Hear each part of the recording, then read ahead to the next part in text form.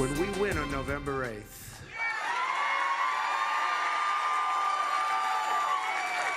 and elect a Republican Congress, we will be able to immediately repeal and replace Obamacare. My first day in office, I'm going to ask Congress to put a bill on my desk getting rid of this disastrous law. You're going to have such great health care at a tiny fraction of the cost, and it's going to be so easy. Not so much. Well, the Republican plan to repeal and replace Obamacare dead for the foreseeable future. Now they're trying to figure out what the heck to do. For 7 years, I've been hearing repeal and replace from Congress. President Trump echoing the sentiment of so much of the Republican base. A campaign promise of his own. Now the effort to repeal and replace Obamacare back to square one. When we finally get a chance to repeal and replace, they don't take advantage of it. The president stressing his disappointment in Senate Republicans. That as Majority Leader Mitch McConnell tries to rally support for a new strategy to repeal now and replace later. Within hours, though, 3 Republicans say they won't support it. I do not think that it is going to be constructive to repeal a law that at this point is so interwoven within our healthcare system. That's enough no votes to effectively kill yet another effort to get something done in the GOP-controlled Senate. Republicans are at war with themselves, and that civil war looks likely to continue. They can't coalesce around a strategy around repealing and or replacing Obamacare, despite talking about it for 7 years. The Democrats saying they're willing to reach across the aisle. If Republicans abandon cuts to Medicaid, abandon tax breaks for the wealthy, and agree to go through the regular order, the door to bipartisanship is open right now. And meanwhile, the protests continue in the halls of Congress.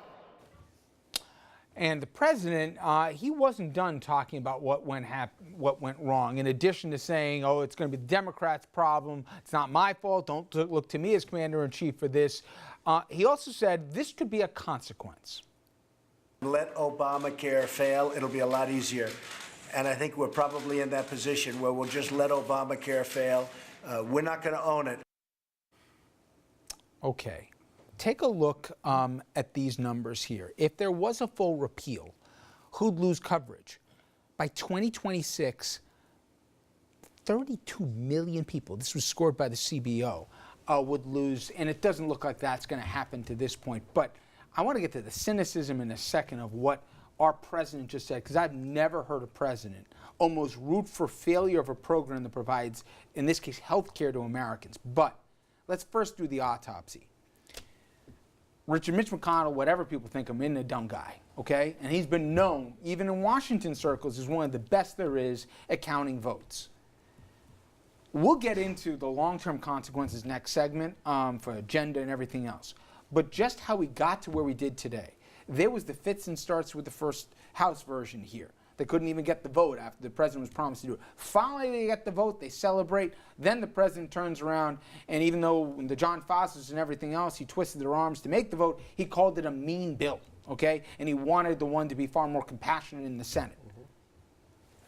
Senate keeps threatening to have their votes. Turns out, A, they could never get the votes. Apparently, it was even farther off than they thought here to do the repeal and replace version that was going around. And then the same day they say, okay, but at least we're going to just do a repeal. Within an hour, 3 Republicans said they wouldn't do it, and we're hearing as many as 10 more would have followed. The point was, this was one of the most mismanaged things by a non-political hack I've seen. What went wrong? Well, are you saying that this was mismanaged by the president himself, his team himself? I'm saying by Republicans. They had enough votes. If they got all of them to get in line, they didn't need one Democratic vote in the House, the Senate, or the White House. This was the game that couldn't shoot straight. From a political standpoint, how could they have misread so badly their own party? Because they kept making this the #1 issue. And they never even got to the point we had a vote. Well, look, the votes have always been tight in the Senate. I mean, the House passed the bill, and I think the president and his administration worked with the House to get it passed, even though he called it mean, but it was a step in the direction of repeal and replace. We all knew the House bill wouldn't be the final version of any repeal or replace. On the Senate side, there was no doubt that there was it was going to be close, and to the point where they were betting that the vice president would have to come in and be the person to be the majority because it was so close. And again, there are some provisions. I look at what Chuck Schumer said and says, "Hey, we'll work with the Republicans if they stop cuts to Medicaid." Under Obamacare, the Affordable Care Act, the expansion of Medicaid was supposed to happen around 2020 anyway. So it was going to sunset at any point. So you can't talk about the cut to Medicaid because it was already there. The second thing he talked about was the tax, reducing taxes on the wealthy for this, which Republicans agreed that they would keep in. So what I see now here is the ability to come to a bipartisan Okay, that's fine. I was still in the autopsy phase, right? And really nice. The dancing was fantastic, by the way. I'm going to pull up a 10. But this was political malpractice, right? Richard, I think you're great. I have no idea what you just said. I'm actually sitting here and I'm getting a headache trying to parse it. Healthcare is complicated. I was chatting. I was chatting with my father earlier today, a very informed consumer of political media, and we agreed that at some point the votes were never going to be there, and this just became a matter of managing its failure, to borrow some of your language, I think. They're protecting themselves by looking over their right shoulder, so that folks go back and say we tried, so they don't get a far-right primary. Folks in Nevada and West Virginia and other states where with the significant Medicaid expansion, where tight general elections possibly, they go back and be like, look what we killed the bill. But again, from a media perspective and an autopsy perspective, we're caught in the echo chamber of New York, D.C., all the news aggregators and the morning email blasts. But the truth is, you go back to the states, you go back to the districts, the Senate being the whole state, it's a totally different media environment. They sit down, their tone changes, their tenor changes, and they get to say, I did what was best for the residents of my state. You're right, except they did a snap poll already. Only 25% of Trump supporters in counties he's carried supported the Senate bill that went through, and a similar number they polled right after the House one. My point is, talk about misreading your audience, Dominic, and talk about he made it issue one, that and building the wall. Remember, I must have missed that one. But my point is, they kept hammering it home. They had plenty of opportunities to put some other things in front, whether you could or you couldn't. They kept making this an issue. They kept forcing the vote. They kept putting it in the front of every part of their agenda. And my God, this thing wasn't close. And now you're going to go blame the last guy for it when even your base doesn't want it? But my point is only, sure, people sometimes try and they fail. It's not supposed to be perfect. Mm-hmm. But they promoted their own failure here. And talk about an intra-party feud, and we'll get into some of the details in the next segment. It's getting from bad to worse here. Now I'm even hearing that, McConnell wants to call for a vote anyway on the strict repeal, even though he already acknowledges he doesn't have the votes. I mean, talk about, everybody break out the knives. I mean, it is bad. Let's cut through all the politics. Bad bill from day one.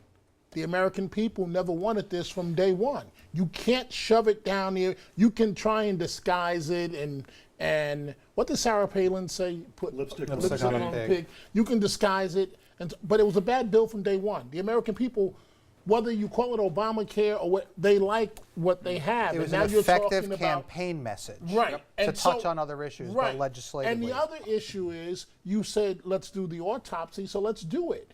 The president's failure is he outsourced his job on this. He didn't go to states that are on the fence with the senators and put any pressure on them. He just thinks he's going to wave a magic wand, say do it, and it's going to get done. Politics doesn't work that way. You've got to use the bully pulpit of being the president of the United States. Well, I want to get to that, and Larry, I know I'm on the time. Can we play one more time that clip we just had of the president, what he said today after the failure of it, and what he thinks he almost hopes will happen next?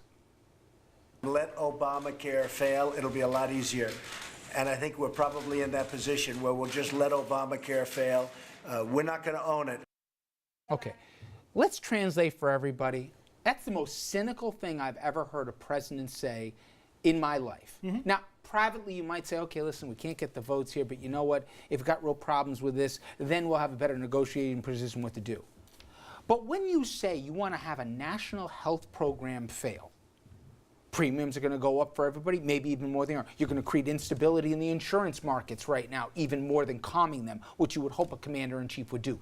People will be harmed.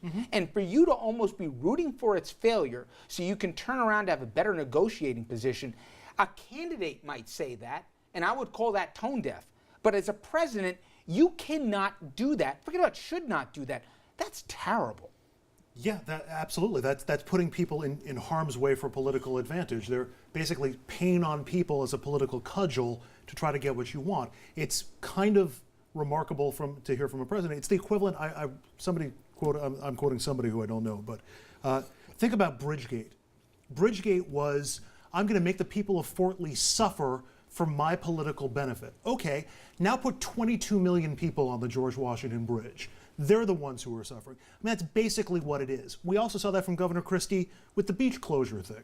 And you see how the public reacts to it. I wonder if there's going to be a similar public reaction. But yeah, you're basically putting people in harm's way for political advantage. And how this all went down, guys, we're going to take you behind the scenes on the other side of the break here. As the president was literally having steak dinners with Republicans trying to convince them to go along, at least two of them were writing letters here, or at least remarks, saying why they were going to vote against it. We're going to take you behind the scenes straight ahead.